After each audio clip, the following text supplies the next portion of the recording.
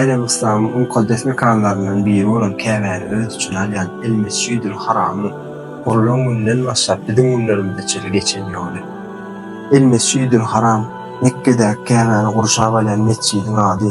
Ol Fila Sarpana aňladýar hem-de musulmanlaryň ýer ýüzündäki ilkinji mescidi hem-de kyblasydyr.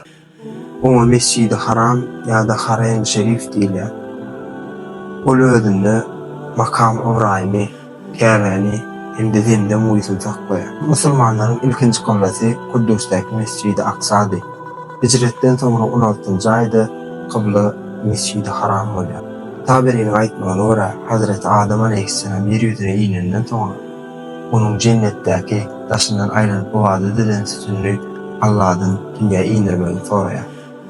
Muňa jogap edip Allah Taala ol sütüni ýeri berýär. Wagtyň geçmegi bilen Hazreti Şiit döwründe ol sütün ýitirim bolýar. Onuň ýitirim bolan ýerinde bir gara daş tapylýar.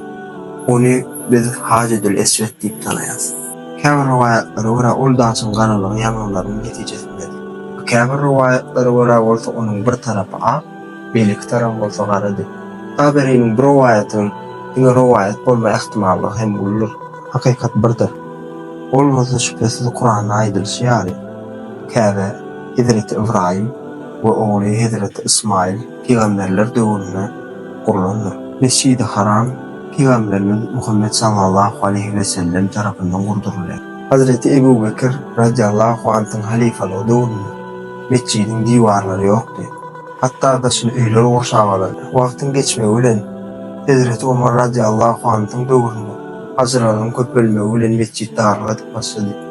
Bunun netijesinde onun tuğrağındaki caylar satın alıp yıktırıldı ve divar çekildi. Mescid Emeviler, Abbasiler, Osmanlılar ve Suudlar doğunu bir neçe restorasyoner geçiriyor ve neticesinde divarların umuduyla 166 metre yettiler. Onun 19 tane kapısı, 92 tane kulmedi, 7 tane minarası oluyor.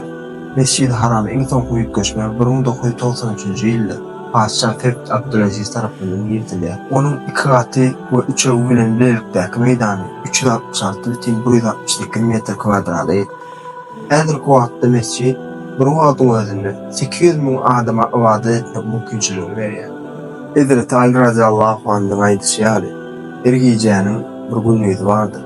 İman ol ýüreklerimiziň Mescidi Haram ýaly mukaddes mescidde tawaf etme arzuwy bilen indiki videolarda görüşýänçä.